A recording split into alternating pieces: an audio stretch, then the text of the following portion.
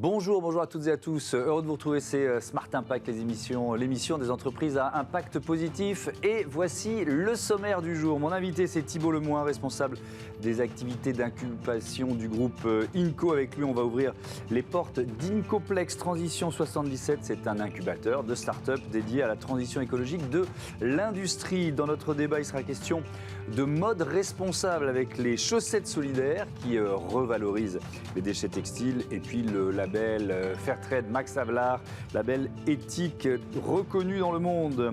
Et puis dans Smart Ideas, notre rubrique qui est consacrée aux startups éco-responsables, je vous présenterai Used qui veut imposer la seconde main dans l'univers du meuble et de la déco, industrie, textile, ameublement, 3 univers, 3 secteurs, 30 minutes pour les découvrir. C'est parti.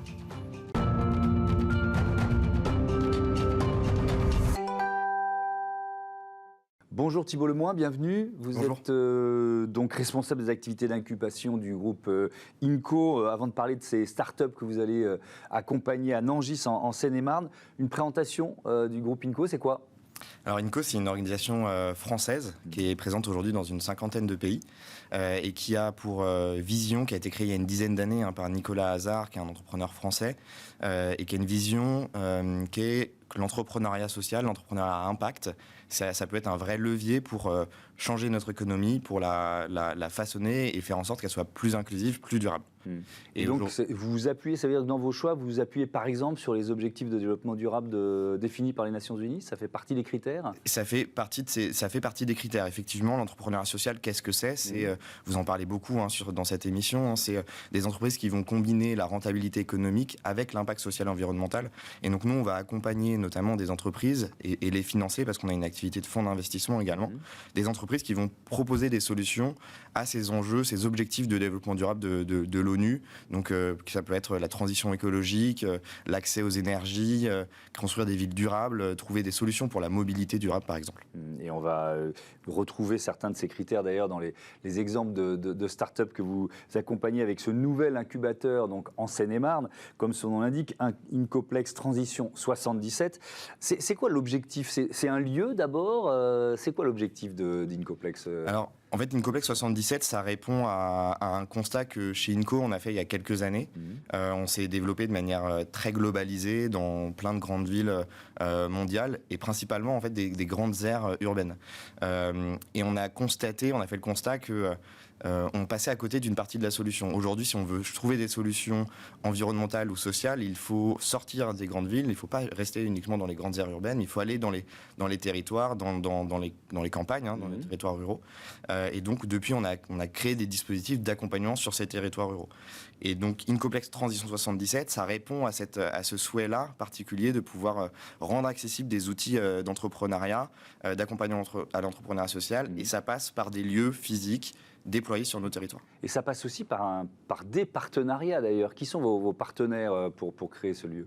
Tout à fait. Nous, on n'a pas la solution à nous seuls. En fait, INCO, notre métier justement, c'est de fédérer toutes les forces vives d'un territoire autour d'un projet. Et en l'occurrence, en Seine-et-Marne, autour de la ville de Nangis, dans le sud de Seine-et-Marne, il y a un projet de territoire qui est très fort, de transformation de ce territoire, notamment à la lumière des enjeux de la transition écologique. Et donc, on travaille avec tous les acteurs économiques du territoire, donc la ville de Nangis, la communauté de communes, la région, l'État, des acteurs privés, notamment Total Energy qui a une plateforme qui est en transformation sur ce territoire. Ouais. Et donc avec tous ces acteurs, on essaye de trouver des clés, des réponses pour accompagner ces entrepreneurs. Alors on va découvrir certaines des 7 startups que vous allez accompagner. Peut-être on peut d'abord détailler ce processus. Ça doit durer, je crois, 9 mois. C'est quoi ? De quels conseils vont bénéficier ces créatrices, créateurs d'entreprises ? Alors, un programme d'incubation, en tout cas celui-là, il dure 9 mois. Ouais. Et il résulte en fait d'une sélection. On a lancé un appel à projet sur le territoire pour sélectionner des entrepreneurs. On a reçu plus d'une trentaine de candidatures d'entrepreneurs qui avaient des solutions, qui voulaient rejoindre cet incubateur. Donc ça veut dire que les solutions, elles existent, qu'il y a des personnes qui ont des idées, des projets. Et ensuite, on a constitué un jury avec ses partenaires que j'ai mentionnés pour sélectionner des entrepreneurs. Ils ont pitché Et maintenant, ils sont accompagnés en ce moment. Ça commence par un diagnostic, c'est un check-up. On fait une analyse des besoins de l'entreprise. Et ensuite, on déploie sur 9 mois de l'accompagnement à la fois collectif et individuel. C'est une promotion d'entrepreneurs. Ils vont avoir accès à des ateliers avec des experts pour progresser, monter en compétences. Ça, c'est des ateliers collectifs, c'est-à-dire qu'ils seront tous les 7 ou plus d'ailleurs face à quelques experts. C'est ça. Nous, on est vraiment persuadés que la force du collectif, c'est important. C'est pas du conseil individuel d'entreprise à entreprise. C'est une classe d'entrepreneurs qui ont des maturités différentes, qui ont des projets qui peuvent être un peu différents, mais qui ont un point commun, c'est qu'ils essaient de trouver des solutions sur la transition écologique industrielle. Et on peut tirer une vraie force de ce collectif, parce que des entrepreneurs, avant tout, c'est des personnes qui sont plutôt seules sur un projet, qui ont une énergie débordante et qui ont besoin de s'entourer. Donc nous, notre métier, c'est de créer ce cocon, ce réseau et cette plateforme pour les aider à s'entourer. Donc ça, c'est la deuxième phase. Ensuite, il y a une phase d'essaimage, vous appelez ça comme ça. Ça veut dire quoi? Les aider à activer des réseaux, à trouver des partenaires locaux? Oui, parce que c'est un incubateur de territoire. Donc il faut aider les entrepreneurs à progresser, à structurer leur entreprise, à essayer de planifier une croissance. Mais ça passe aussi par de la connexion à un territoire spécifique, donc de la mise en réseau. On fait des événements où on les met en lien avec des partenaires institutionnels et des partenaires privés. Et l'objectif avec certains de ces entrepreneurs, ce sera même d'aller jusqu'à des expérimentations sur le territoire pour pouvoir démontrer la pertinence et l'impact de ce qu'ils proposent. Après cette phase d'incubation, peut y avoir une phase d'accélération avec du financement, puisque vous nous l'avez dit, INCO, c'est aussi un fonds d'investissement? Alors oui, INCO, on a une deuxième activité qui est une activité d'investissement. On appelle ça l'impact investing. C'est notre première activité. On gère 500 millions d'euros d'actifs sous gestion aujourd'hui. Et donc, on ne va pas investir nécessairement dans toutes ces entreprises parce que toutes ne sont pas vouées à lever des fonds. Ce n'est pas forcément l'objectif de ce programme. L'objectif, c'est de créer de l'emploi, de faire émerger des solutions. Mais on a cet outil qu'on peut leur proposer. Et donc, pendant l'accompagnement, on intervient pour leur donner des conseils et leur faire voir aussi l'autre côté de l'investisseur qui parfois... on peut se dire que c'est un peu flou, on ne sait pas comment c'est décidé. Et ensuite, ils peuvent présenter des dossiers à nos directeurs d'investissement pour pouvoir trouver des fonds et se financer. Allez, on va prendre quelques exemples de ces startups que vous accompagnez. Néolithique, déjà j'aime bien leur nom. Qu'est-ce qu'ils sont en train de créer une alternative au béton, c'est ça? C'est ça, c'est un super projet. Alors c'est que des super projets, vous allez me dire, mais c'est un super projet qui a été créé par deux étudiants ingénieurs et écoles de commerce qui, en fait, ils collectent des déchets plastiques et des granulats béton, des déchets de plastique et des déchets de béton. Et au lieu que ce soit mis au rebut, ils en font avec un procédé technologique qu'ils ont inventé, des pavés en fait, et donc ils vont pouvoir stocker en fait ces déchets qui sont source souvent d'émissions de CO2 parce qu'ils vont être brûlés, ils vont être incinérés, et ils vont pouvoir le stocker de manière très durable parce qu'ils vont être sous nos pieds avec une résistance qui est similaire en fait au béton. Et c'est une vraie avancée. C'est pas juste du béton, une alternative au béton, parce qu'en fait aujourd'hui ces granulats plastiques, ces déchets de plastique, ils sont recyclés en bouteilles plastiques, en gobelets, qui sont des usages très très temporaires, qui sont eux-mêmes après remis au rebut et in fine en fait on crée des déchets. Et eux ils arrivent en fait à stopper ce cycle du recyclage en créant des pavés qui vont rester des années et des années sur nos sols. Allez, un autre exemple, c'est Aglaé. Alors là, on parle de l'éclairage de nos villes, c'est ça? C'est ça. Alors Aglaé, c'est un projet féerique qui fait beaucoup rêver, qui vient de Champs-sur-Marne, en Seine-et-Marne, et qui donc ils ont développé un sérum biologique. Donc c'est pas transformation génétique, c'est tout à fait naturel. Et quand on arrose en fait des plantes avec ce sérum, elles deviennent bioluminescentes. Donc ça veut dire que la nuit, elles éclairent.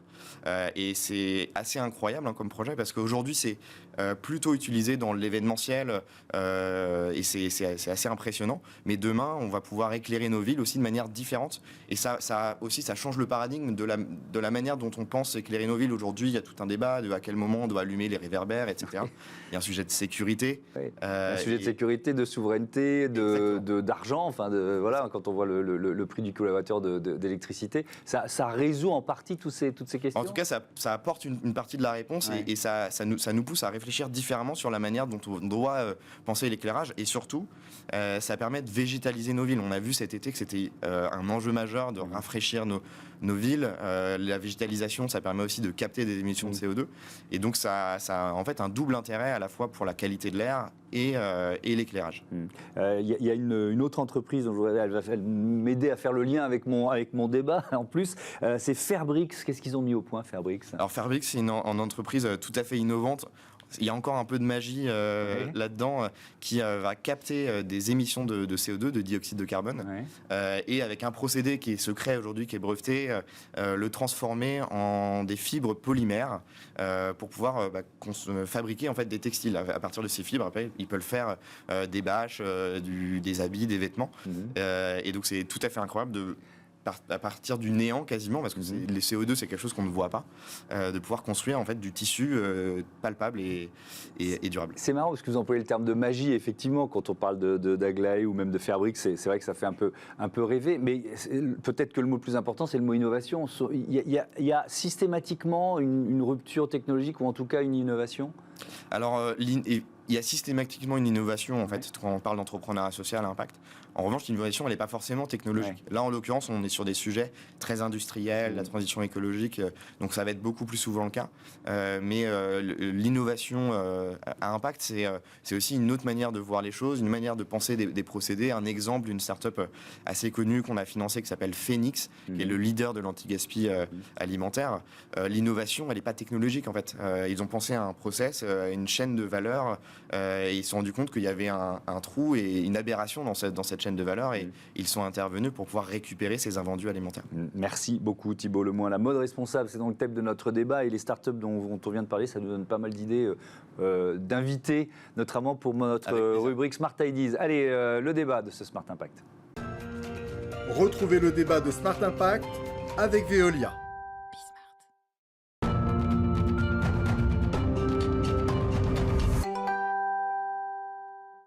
Le débat de ce Smart Impact avec Marcia de Carvalho, bonjour, bienvenue. Vous êtes la fondatrice de l'entreprise Les Chaussettes Solidaires. À vos côtés, Blaise Desbordes, bonjour. Bonjour. Heureux de vous retrouver.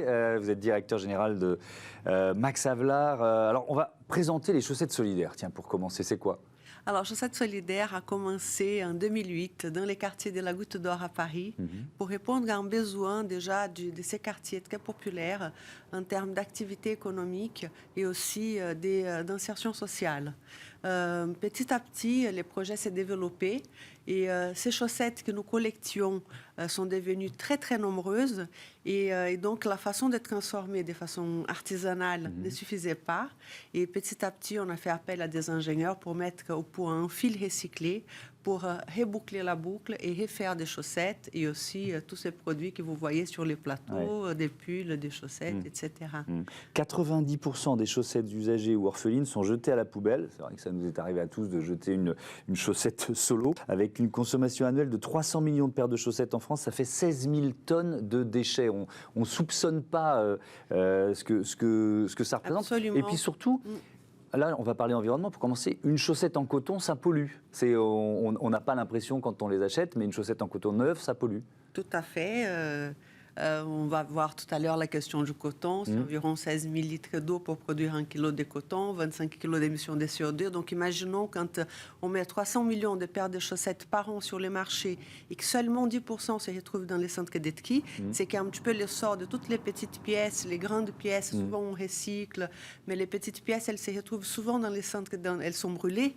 Donc c'est toute cette richesse, cette nature qui est jetée, brûlée, et donc d'où l'importance de recycler les petites pièces. Ça peut sembler un petit peu anecdotique, mais non, en fait, ça a un impact important. Oui, ça a évidemment un impact important. Blaise Desbordes, il faut peut-être rappeler pour commencer, vous êtes déjà venu sur ce plateau évidemment, ce qu'est le label Fairtrade Max Havelaar. Oui, c'est un label, donc nous n'achetons pas de vêtements, nous n'achetons pas de café, nous n'achetons pas de sucre. En revanche, nous sommes un tiers de confiance qui vient s'interposer entre le maillon faible, le paysan pauvre, le paysan vulnérable et son acheteur et l'entreprise. Et ce faisant, nous essayons de garantir de meilleures conditions de prix pour les paysans, de salaire et des conditions environnementales également. Et puis nous informons à travers un label le consommateur à l'autre bout de la chaîne. Donc nous sommes une ONG sans but lucratif. Ouais. Ça veut dire que là, on a un polo qui ressemble au polo que portait l'ancien ministre de l'Industrie Arnaud Montebourg. Il est labellisé Fairtrade Max Havelaar. Qu'est-ce qu'il a de différent en fait ? Il est profondément différent. D'abord, c'est une PME française française. Ouais. Donc la grande partie de la valeur ajoutée, elle est sur notre sol. Deuxièmement, les fibres de coton qui ont été achetées pour faire cette marinière ont été achetées dans des bonnes conditions commerciales. C'est tout le but des filières qu'on appelle équitables. C'est-à-dire que nous, ONG, on va garantir, en dialogue avec Armorlux, la PME française, qu'ils achètent à un bon prix le coton qui a été produit dans des conditions écologiques correctes en Ouzbékistan, en Inde ou même en Afrique de l'Ouest. Les enjeux de la mode responsable, de la mode éthique, ils sont évidemment majeurs, on l'a évoqué, ils sont planétaires, c'est ça qui est intéressant en fait. Il y a des connexions entre différents pays, différents continents. Le textile, c'est vraiment, je dirais, le paradigme, l'image de notre mondialisation dans ce qu'elle a de pire. Marcia a parlé de l'aspect environnemental, je voudrais parler de l'aspect social. Derrière nos vêtements, de tout ce que nous avons, c'est 100 milliards de vêtements qui sont produits chaque année, 100 milliards. À l'autre bout de la chaîne, ça équivaut à un camion poubelle rempli de vêtements toutes les secondes. Et au milieu, eh bien, vous avez un océan de misère, un océan de maltraitance. Pourquoi ? Parce qu'on nous a installé l'idée qu'il fallait qu'un vêtement, une pièce de textile puisse coûter 50 centimes, 1 euro, 2 euros. Ça n'existe pas, ça, en fait. Ça se paye sur le dos, soit de la planète, soit des êtres humains. Une couturière, aujourd'hui, dans la mondialisation textile, c'est une damnée de la terre. Elle touche 1 à 2 centimes par pièce, et elle fait entre 10 et 15 pièces par heure. Donc à la fin, ce sont des gens qui gagnent 30, 40 euros par mois pour 12 heures de travail par jour, au minimum 6 jours. Et ce sont ces gens qui se retrouvent dans nos bacs ici en France. Donc il est impératif de faire quelque chose. Nous, on agit en tant qu'ONG sur 2 aspects. Vous l'avez dit, on a un label. Donc on pense que les 3/4 des Français, ils le disent dans les sondages, et les Françaises veulent qu'aujourd'hui, ils puissent en savoir plus. Ils achètent un vêtement, mais dites-moi plus. Je ne demande pas mieux, de la transparence, savoir qui est derrière. Oui. Donc ça, c'est le premier travail. Et le deuxième travail, il est aussi politique, parce qu'on ne pourra rien faire sans des lois qui changent. On a la chance d'avoir des députés, notamment au niveau européen, comme Raphaël Glucksmann et d'autres, qui passent des messages hyper forts sur la maltraitance, sur l'esclavage moderne à l'autre bout de la planète, etc. Et on a une pétition européenne, peut-être vous le saviez, Thomas ou Marcia, mais qui est lancée depuis quelques semaines. Ça veut dire que c'est comme un référendum. Les citoyens européens, aujourd'hui, peuvent changer les choses. Ils vont sur Good Clothes Fair Paid, ça veut dire bons vêtements payés équitablement, Good Clothes Fair Paid. Ils cliquent, et si on arrive à 1 million de voix, eh bien la Commission européenne, le Parlement devront s'en emparer et proposer un texte. En plus, la présidente de l'Europe a dit qu'elle ne voulait plus qu'en Europe, il y ait du travail forcé dans les étalages et dans les bacs. Donc, qu'est-ce qu'on attend Marcia De Carvalho, il y a la dimension environnementale, on l'a évoqué rapidement. Il y a aussi une dimension d'insertion sociale dans votre Tout démarche. à fait. En fait, toutes ces chaussettes qui sont collectées sont triées par des partenaires au nord de Paris pour trier par couleur. Donc déjà, c'est tri fait par ces personnes qu'on va voir une fois par mois, collaborent au travail de ces personnes qui travaillent en insertion sociale, mais dans les conditions du travail français. Et ces chaussettes sont triées par couleur et par qualité, ce qui ensuite, au moment de la transformation, ça c'est plutôt environnemental encore, ça permet la non-utilisation de l'eau, le fait de ne pas mettre des produits chimiques également dans la transformation. Aussi, nous soutenons une formation, donc c'est un projet de formation qui dure environ 1 an pour 25 personnes à chaque année, pour aider ces personnes à travailler, à apprendre les métiers de l'avenir, que c'est la couture en mode réparation de vêtements, pour allonger la vie des textiles, parce que ça, c'est une autre grande question. C'est évidemment consommer moins et les transformer. Donc, nous accompagnons ces personnes. Notre activité finance la formation des personnes très éloignées de l'emploi. Comment vous les recyclez, nos chaussettes? Quelle est la part de... Enfin, c'est simple, il faut de la technologie. Comment vous les recyclez? Oui, il faut de la technologie. Et pour ça, nous avons passé environ 3 ans à travailler avec des ingénieurs pour arriver à ces fils. Oui. Donc, il y a déjà cette première étape de tri qui est intéressante pour éviter la teinture. Deuxièmement, c'est l'effilochage. Donc, ça va retrouver la fibre comme une bourre de laine pour donner une image claire pour les spectateurs. Cette bourre, elle va être retravaillée pour avoir un fil solide. Donc ça, nous faisons avec des partenaires dans le sud-ouest. Et une fois qu'on a ces fils, les fils étant la base du textile, nous allons pouvoir retricoter, retisser Donc, par exemple, ça, c'est des produits tricotés, ça sont des produits tissés, et ces fils vont être distribués dans les ateliers en France et même dans la Goutte d'Or, notre quartier, où il y a beaucoup d'ateliers qui fabriquent nos vêtements. Tiens, j'aurais pu commencer par là. Comment vous les récupérez? Comment moi, je peux vous donner mes chaussettes usagées au lieu de les jeter? Voilà, donc en fait, on peut envoyer à notre atelier à Paris, au 2 rue des Gardes. Nous recevons tous les jours des colis de la France entière. Aussi, nous organisons des collectes avec des entreprises. Donc, il y a pas mal d'entreprises partenaires qui organisent, elles, des collectes. Nous organisons des collectes avec les écoles. C'est aussi l'occasion de sensibiliser les jeunes à la question de l'environnement et de la nouvelle mode. Et voilà, donc c'est toutes ces façons de collecter les chaussettes. Avec des mairies, enfin plein d'institutions. Il y a plein, je vais noter votre adresse pour vous les envoyer la prochaine fois. Merci. Blaise Desbordes, je voudrais qu'on parle de la production de coton, parce que vous nous avez parlé des conditions de travail ces damnés de la terre, mais on remonte évidemment jusqu'à la production, parce qu'on parle souvent du côté polluant de la production de coton, il y a cet aspect-là, et puis il y a évidemment les conditions de travail de ceux qui le produisent. Tout à fait. Votre label, est-ce qu'il intègre les deux notions? Ou il est essentiellement sur l'aspect Absolument. conditions de Vous travail. avez un label qui garantit que la fibre coton a été achetée dans des conditions équitables. Et puis vous avez un autre label qui, lui, s'applique à surveiller les usines. C'est-à-dire, comme l'a dit très bien Marcia, une fois que vous avez la fibre, elle a tout un parcours. Elle va être effilochée, le coton va être égrené. Ensuite, il va se transformer en fil, peut-être au Pakistan. Ensuite, il va être envoyé à l'île Maurice pour se transformer en grand rouleau des tissus, qui va être ensuite renvoyé en Tunisie pour aller dans des usines de confection. Et à chacun de ces stades, il faut malheureusement faire la vigie sociale, parce que la maltraitance est vraiment derrière la porte à tous les stades, puisqu'à la fin, il faut que le produit soit vendu 3 ou 4 euros.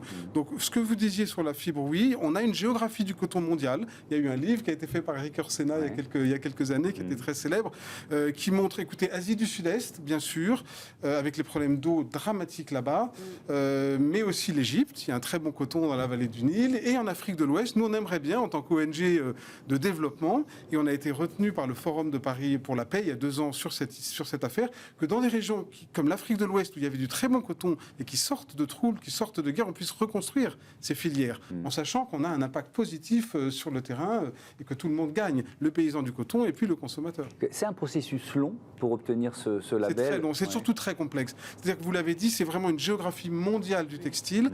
Et donc nous, comme on veut être les vigilantes, eh bien on va devoir donner un certificat de conformité à tous les stades. Et donc bien sûr à la ferme qui, elle, va planter le coton et va le récolter, mais également au collecteur, la coopérative qui va acheter ses balles de coton. Ensuite, cette coopérative, ça va être de l'égrainage. Et à chaque fois, vous allez avoir un certificat Max Havelaar. Et c'est que si vous pouvez dire qu'à chaque stade, vous êtes conforme, qu'à la fin, vous aurez le label sur votre produit. Donc oui, c'est très complexe, mais il y a des PME courageuses. Nous, on est avec une 60aine de PME sur le marché français. Vous l'avez vu, il est possible aujourd'hui d'avoir des joggings, d'avoir des sacs à dos comme celui-là, sans doute des chaussettes. Voilà, les gens se lancent. On parle aussi avec des grands noms de la mode. On aimerait bien qu'un grand nom français, qui est tellement célèbre dans le monde entier pour la qualité des maisons de mode, mais le soit aussi pour la qualité sociale du traitement des ouvriers. Et ça serait effectivement un bel engagement. Merci beaucoup, merci à tous les deux. Bon vent aux chaussettes solidaires. Merci à vous. Merci On passe à Smart Ideas, des meubles de seconde main, ça vous tente ?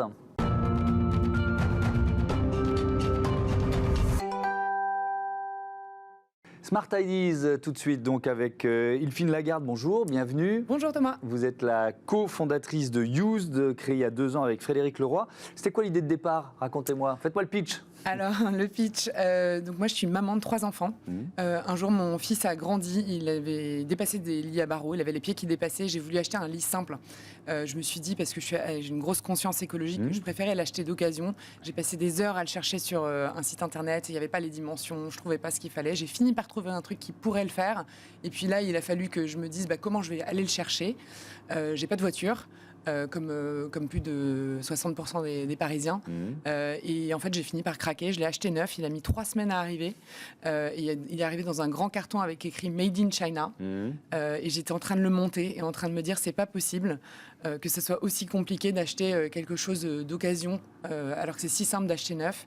et que c'était devenu si simple d'acheter des habits ou de revendre ses habits d'occasion, mais qu'on n'y arrivait pas sur tout ce qui était volumineux, notamment le mobilier et l'électroménager. Ouais, donc vous êtes inspiré un peu de ce qui existe déjà pour les vêtements, par exemple, en disant on va créer ça pour quoi ? Alors pourquoi ? Pour le meuble, pour l'électroménager, la déco en général ? Et pour faire court, Used, donc comme occasion et comme Use zéro déchet, il y a un petit jeu, c'est le Vinted du canapé et du frigo et du lave-linge, et en gros de tout le mobilier électroménager. En fait, on s'est rendu compte que c'est pas du tout la même chose de vendre un gros objet de la maison quand on déménage ou quand on emménage, d'en acheter un, qu'un simple vêtement. Et on a voulu créer ce site avec tous les services qui vont avec et qui sont super pertinents. Alors justement, c'est ça la question, parce que moi, alors là, je vais réagir en consommateur.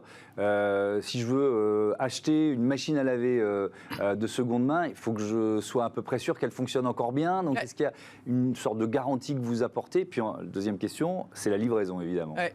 Alors effectivement, il y a 3 principaux problèmes quand on veut acheter du mobilier ou de l'électroménager de seconde main, parce que c'est cher, parce que c'est gros, etc. Le premier, c'est la négociation. Elle est souvent très pénible parce que les vendeurs ont acheté très cher, les acheteurs veulent vraiment du prix. On est encore quand même sur une motivation assez économique.